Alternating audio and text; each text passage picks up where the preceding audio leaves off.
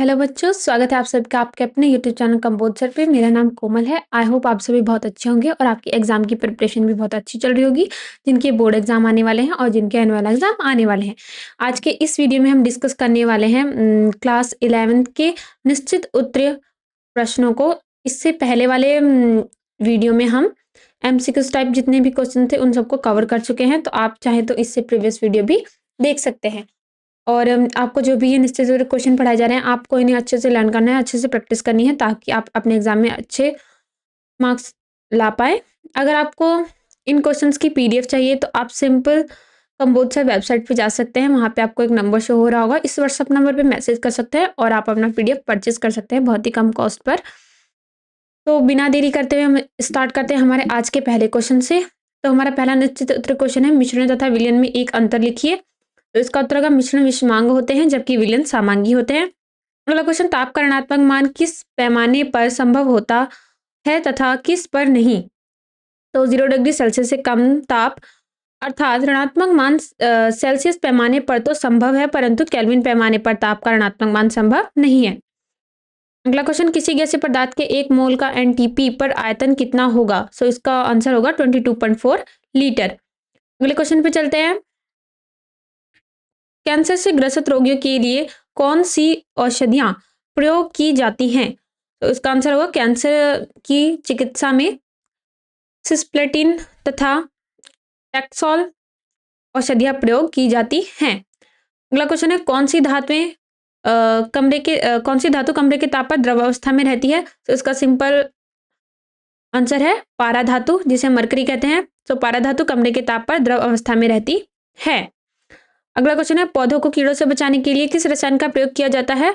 तो इसका आंसर होगा BHC बेंजीन हेक्साक्लोराइड।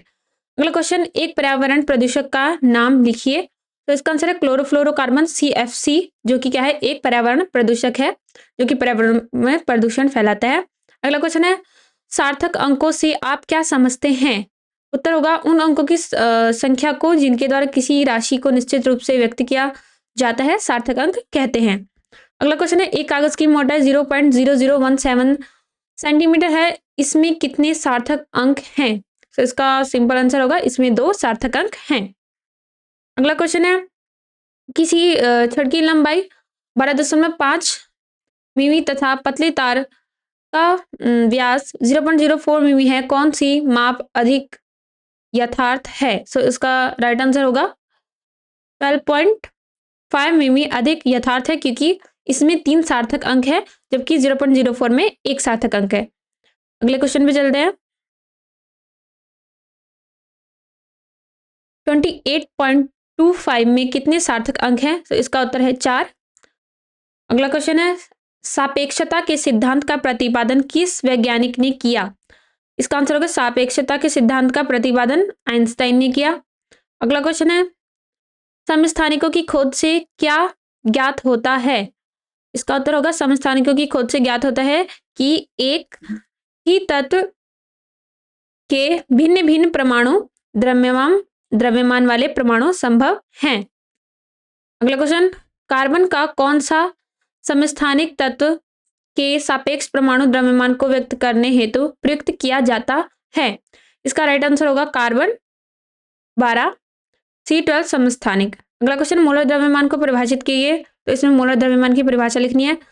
इसकी सिंपल परिभाषा होगी, किसी पदार्थ के 1 मोल का ग्राम में व्यक्त द्रव्यमान उसका मोलर द्रव्यमान कहलाता है। अगले क्वेश्चन, परमाणु क्रमांक 24 व 29 वाले तत्वों के इलेक्ट्रॉनिक विन्यास SPDF में लिखिए। और सो इसका आंसर होगा Z, जिसका परमाणु क्रमांक 24 है।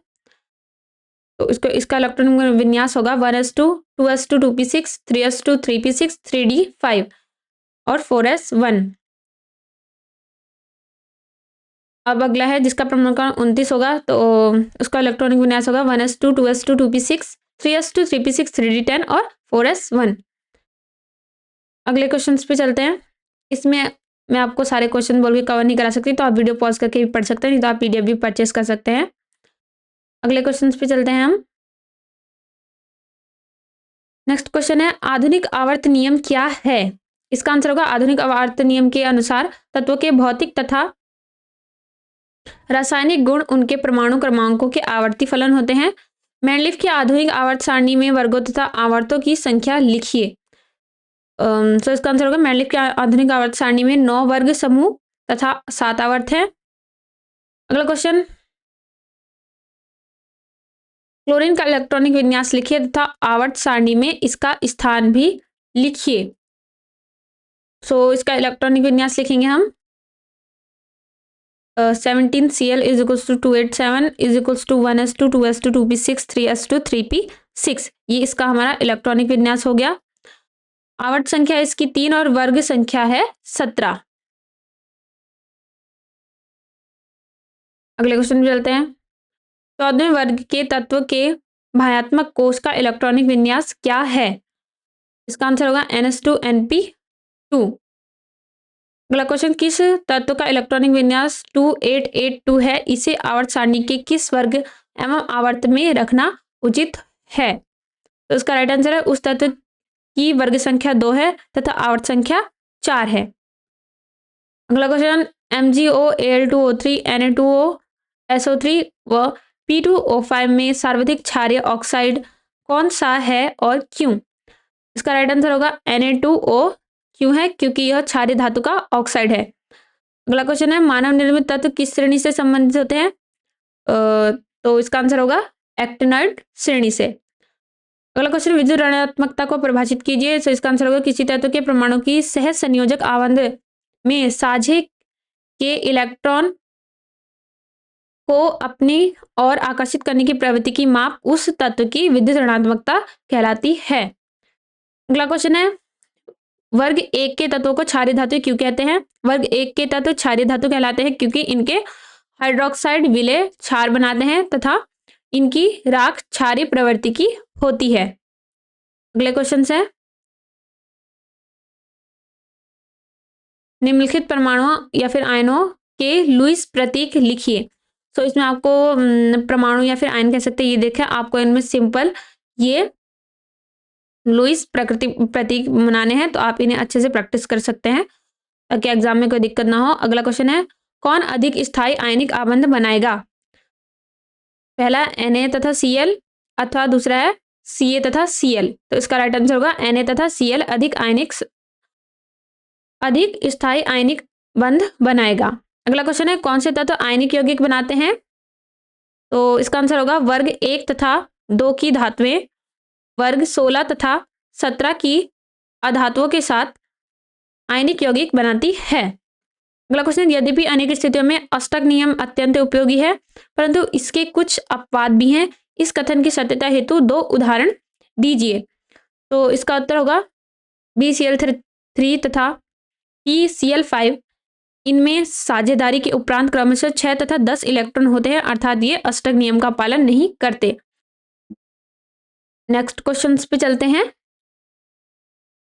आप वीडियो पॉज कर सकते हैं और इन क्वेश्चंस की प्रैक्टिस कर सकते हैं और इन्हें लर्न कर सकते हैं। तो क्वेश्चन है हमारा, चक्रीय प्रक्रम से क्या समझते हैं?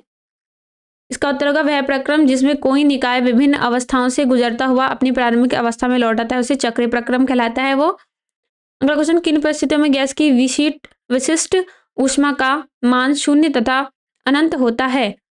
तो इसका उत्तर होगा रोधोष्म प्रक्रम में गैस की विशिष्ट ऊष्मा शून्य तथा समतापी प्रक्रम में गैस की विशिष्ट ऊष्मा अनंत होती है। अगला क्वेश्चन है, शीशे के एक टुकड़े को हथौड़े से पीटा जाता है, क्या इससे शीशे की आंतरिक ऊर्जा बढ़ेगी? क्या शीशे को बाहर से ऊष्मा दी गई? तो इसका उत्तर होगा शीशे के टुकड़े पर बाहर से कार्य किया गया है अतः इसकी आंतरिक ऊर्जा बढ़ेगी। शीशे को बाहर से कोई ऊष्मा नहीं दी गई है। जो क्वेश्चंस में इस वीडियो में नहीं बोल रही हूँ या फिर नहीं पढ़ रही हूँ, तो आपको क्या करना है, सिंपल या तो आप PDF से पढ़ सकते हैं या फिर आप वीडियो पॉज कर सकते हैं और फिर पढ़ सकते हैं। लेकिन आपको सभी क्वेश्चन को अच्छे से देखना है, पढ़ना है और समझना है। अगर मैं सारे वीडियो बोल के कराऊंगी तो वीडियो बहुत लॉन्ग हो जाएगी, इसीलिए मैं कुछ क्वेश्चंस इसमें कवर करा रही हूँ। बाकी आप वीडियो से पढ़ सकते हैं पॉज करके या फिर PDF से पढ़ सकते हैं। अगले क्वेश्चंस पे चलते हैं।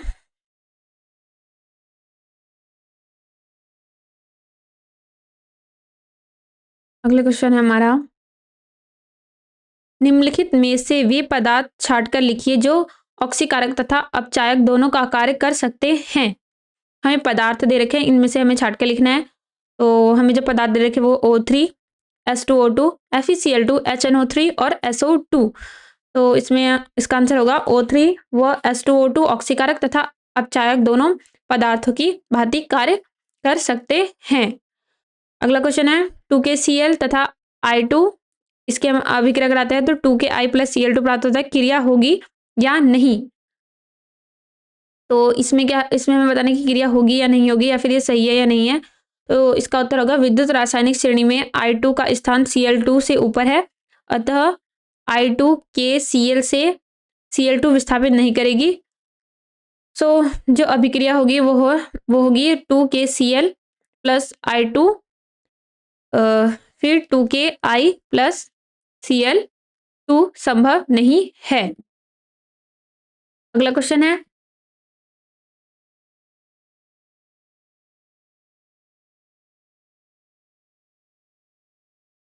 निम्नलिखित धातुओं को उनके लवणों के विलयन में से विस्थापन की क्षमता के क्रम में लिखिए। तो Al, Cu, Fe, Mg तथा Zn है। सो इसका आंसर होगा, दी गई धातुओं का उनके लवणों के विलयन में से विस्थापन की क्षमता का क्रम निम्न प्रकार होगा। पहले Mg होगा, फिर Al, फिर Zn, फिर Fe और फिर Cu। अगला क्वेश्चन, लोहे पर निम्नलिखित धातुओं में से किसकी परत चढ़ाई जा सकती है? Mg, Cu या फिर Ag। तो लोहे पर Cu तथा Ag की परत चढ़ाई जा सकती है। अगला क्वेश्चन है,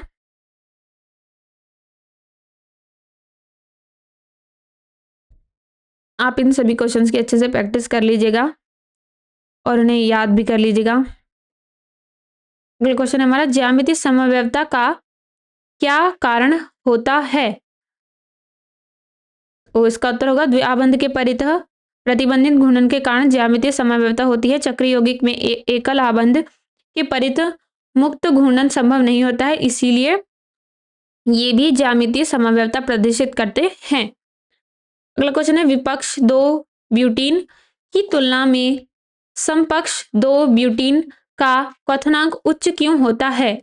तो इसका उत्तर होगा विपक्ष 2 ब्यूटीन की तुलना में समपक्ष 2 ब्यूटीन अधिक ध्रुवी होता है, इसलिए इसमें अधिक वंडरवॉल आकर्षण बल होता है, अतः इसका क्वथनांक क्या होता है? उच्च होता है। अगला क्वेश्चन है, समपक्ष समावयव की तुलना में विपक्ष समावयव का गलनांक उच्च क्यों होता है? तो इसका उत्तर होगा विपक्ष समावयव सममित होने के कारण समपक्ष रूप की तुलना में तीव्रता से क्रिस्टल जालक में स्थित हो सकता है, इसीलिए इसका गलनांक उच्च होता है। अगला क्वेश्चन है, हकल नियम क्या है? आंसर होगा हकल नियम के अनुसार यदि एक चक्रीय समतल यौगिक के पास 4n + 2 पाई इलेक्ट्रॉन हो तो वह एरोमेटिक यौगिक की भांति व्यवहार करेगा। यहाँ n = 0, 1, 2, 3 आदि हो सकते हैं। अगले क्वेश्चन पे चलते हैं। तो जैसे यहाँ पे ये क्वेश्चन दे रखे कि क्या होता है जब बेंजीन को सूर्य के प्रकाश की उपस्थिति में क्लोरीन के आधिक्य से अभिकृत कराया जाता है? रासायनिक समीकरण दीजिए। तो इसमें आपको क्या करना है, आपको अभिक्रिया का रासायनिक समीकरण देना है। तो आपको सिंपल से इसकी अच्छे से प्रैक्टिस कर लीजिएगा। जैसे बेंजीन है, बेंजीन की 3Cl2 के साथ अभिक्रिया कराई और सूर्य के प्रकाश में, तो हमें उससे क्या प्राप्त है? BHC मतलब बेंजीन हेक्साक्लोराइड प्राप्त होता है। अगला है, बेंजीन को एसिटोफिनॉन में परिवर्तित कीजिए। तो इसमें हमने बेंजीन लिया, फिर उसको एसिटिलीन क्लोराइड के साथ AlCl3 की उपस्थिति में क्रिया कराई, तो हमें क्या प्राप्त होगा? एसिटोफिनॉन। इसके आप अच्छे से प्रैक्टिस कर लीजिएगा ताकि आपको ये लर्न हो जाए। अगला और लास्ट क्वेश्चन है हमारे, मार्कोनिकॉफ नियम क्या है? तो इसका उत्तर होगा असममित एल्कीन से योग के दौरान जुड़ने वाले अणु का ऋणात्मक भाग हाइड्रोजन परमाणु की कम संख्या वाले कार्बन परमाणु के साथ जुड़ता है, जबकि धनात्मक भाग दूसरे कार्बन परमाणु के साथ जुड़ता है। इसी को हम मार्कोनिकॉफ का नियम कहते हैं। अगला क्वेश्चन है और लास्ट क्वेश्चन है, मेथेन को एथेन में परिवर्तित कीजिए। तो सबसे हम मेथेन को एथेन में परिवर्तित करने के लिए क्या करेंगे, मेथेन लेंगे, उसमें क्लोरीन Cl2 लेंगे और सूर्य के प्रकाश की उपस्थिति में जब हम उसकी अभिक्रिया कराएंगे तो हमें क्लोरोमेथेन प्राप्त होगा। फिर क्लोरोमेथेन को शुष्क ईथर की उपस्थिति में हम उसकी अभिक्रिया कराएंगे तो फिर हमें एथेन प्राप्त होगा, CH3 single bond CH3 plus 2NaCl। तो आज की वीडियो में हमने सारे निश्चित उत्तरीय क्वेश्चंस को कवर कर लिया है। आप इन्हें अच्छे से प्रैक्टिस कर लें और पढ़ लें। बाकी अगर आपको PDF चाहिए तो आप PDF परचेज कर सकते हैं व्हाट्सएप से, बहुत ही कम कॉस्ट पे। बाकी मेहनत करते रहिए, पढ़ते रहिए, और अगर वीडियो इन्फॉर्मेटिव लगी हो तो आप सिंपल चैनल को सब्सक्राइब कर सकते हैं, वीडियो को लाइक कर सकते हैं। ऐसे ही इन्फॉर्मेटिव वीडियोस के लिए, तब तक के लिए मिलते हैं नेक्स्ट क्वेश्चन में। Bye bye.